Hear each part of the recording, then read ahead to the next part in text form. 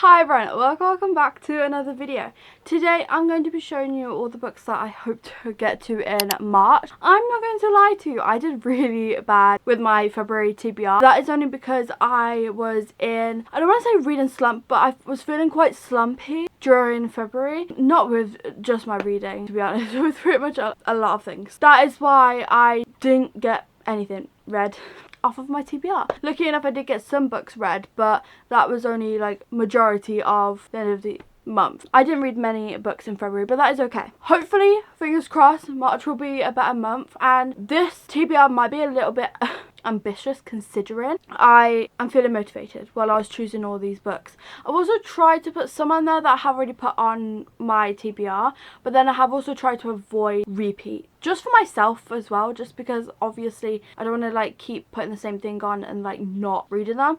Obviously, hopefully the ones I haven't put on I will get to anyway, because I recently went through like my physical TBR and I have only got like I think 55 books on there, which is amazing, and I'm hoping to get that down a little bit more though. Anyway, I'm rambling. Let's just get right into the video, shall we? Okay, starting off with King of Envy by Anna Huang. I am actually currently reading this one. I made it to chapter 5, which is page 38, so not far, but I have started it. You'll be glad to know it is going to be in an upcoming video, which I'm very excited about. Yeah, so far so good. Obviously I don't really have much of anything to say about it. I have just started it. And then I also decided to put back on Great Big Beautiful Life because I didn't get to it in February, and so I think I also put it on my March TBR and didn't get to it either, so I thought I'd put it on this one. Hopefully I'll be able to get to this one in March. We will see, because like I said, I do want to read it,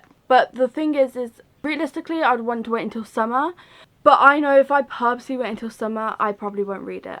So I don't know, I mean, watch me not read it until the summer, but I thought I would add this one on as I do really want to get to it because I have been hearing some great things about this book. Then I have also decided to put back on the reappearance of Rachel Price. I am really looking forward to this one. I don't know why I didn't get to it. I feel like recently I just haven't really been reading mystery thrillers, although I did read one in February, but I don't know, I just feel like I haven't been leaning towards them, and I would like to because they do intrigue me. So you will notice a few more mystery thrillers on my TBR this month.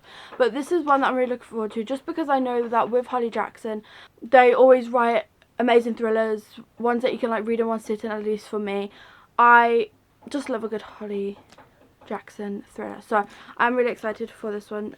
18-year-old Belle has lived her whole life in the shadows of her mom's mysterious disappearance. 16 years ago, Rachel Price vanished, and young Belle was the only witness. Rachel is gone, presumed dead. The case is dragged up from the past when the Price family agrees to a true crime documentary. Belle can't wait for filming to end, for life to go back to normal, but then Rachel Price reappears and life will never be normal again. I mean, it's so intriguing. Every single time I read that blurb, I want to pick it up, but during the month I never do, which is hopefully going to change in March. We'll see.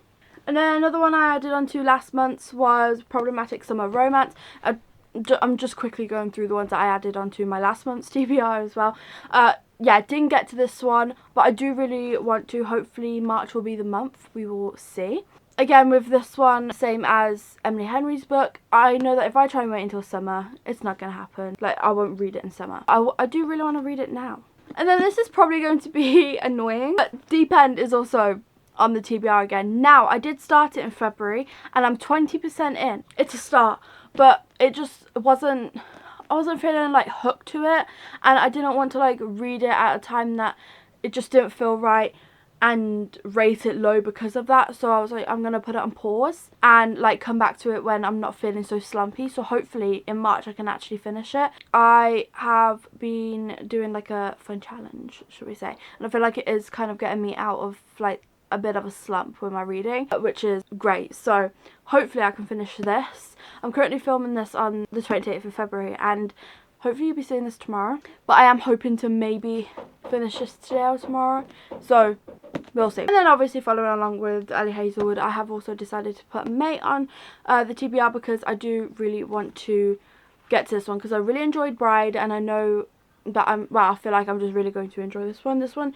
I believe is like werewolves. I just feel like it's going to be a fun read, so I would like to get to this one. Okay, next we have Gloves Off, which is the 4th book in the series.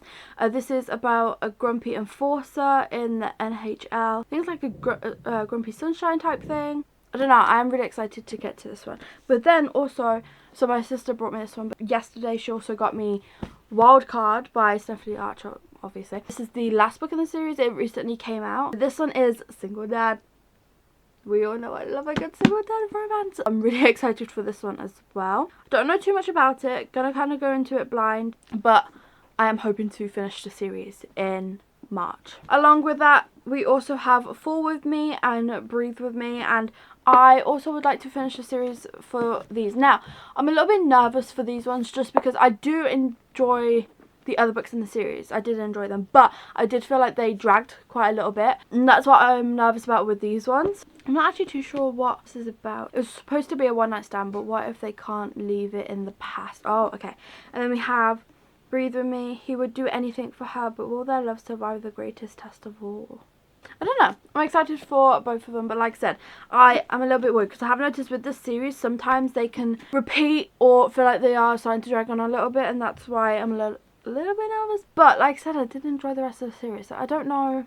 We'll see. Then we have the rest of the series from Elsie Silver. So we have A Photo Finish. I actually wanted to start this in February, never did. I met Violet Eaton online. What happened between us in our chats was meant to stay anonymous and in the past until it didn't. And then we also have The Front Runner. Stefan is infuriatingly handsome and annoyingly persistent. We're supposed to hate each other, but apparently he didn't get the memo because he's been asking me out for years and I always say no until today. Ooh, okay. And then we have the final book. I kiss her and the world stood still, but Nadia isn't just some girl. She's my best friend's little sister, completely off limits. Oh, okay. So I am excited to complete this series because I read the first book a while ago, and so I would like to complete the series. Then I would also like to complete another series, and that is the Sinners of Saints series. So we have Rucker, Bane, and Scandalous. Now these books, I started the series years ago. I've been through the story before, and I would just like to finish the series because I know it won't take me long. It's just something I've been putting off, which is something I do with a lot of books, but yeah, I just need to get them read. Then I have also talked about this series quite a bit as well. I would also like to start this series. So we have Long Shot, Block Shot, and Hook Shot. I really want to start a series. I don't know why I keep putting it off. I think it's just because I know that, yes, it's going to be like sports romances, which I like, but I also know that they discuss heavier topics, and I don't know, I just feel like that's why I might be a little bit nervous for them. But they have been on my TBR for a while now, so I would like to get the series read and started. Then I'd also like to complete the series for the Devil's Night series. As you can probably tell, I'm trying to complete a lot of series just because, well, it'd be nice to complete some of the series that I am in the middle of.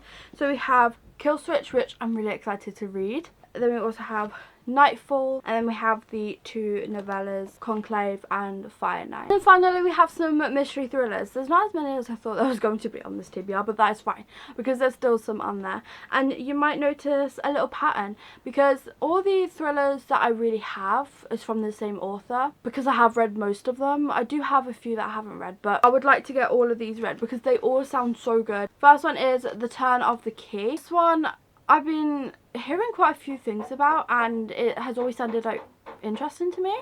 When Rowan comes across the advert, it seems too good to be true. A live-in nanny position with an extremely generous salary. What she doesn't know is that she's stepping into the nightmare, one that will end up with a child dead in a cell awaiting trial for murder. She knows she's made mistakes, but she's not guilty, at least not for murder, which means someone else is. It sounds so good. Then we have The Woman in Cabin 10, which is also another one that I've heard a lot about.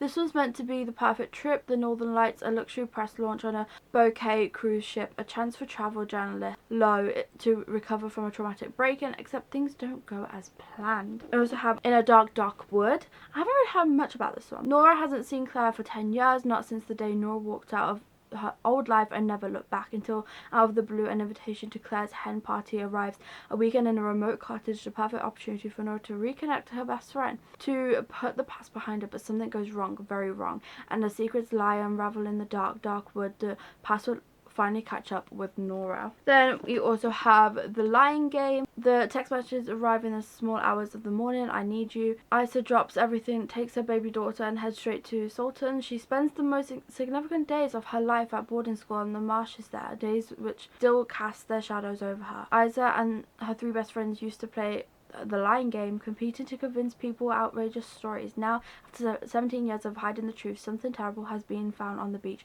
The friend's darkest secret is about to come to light. Then we also have, finally, the death of Mrs. Westaway. When Harriet Westaway receives an unexpected letter telling her she's inherited a substantial bequest from the Cornish grandmother, it seems like the answer to her prayers. There's just one problem.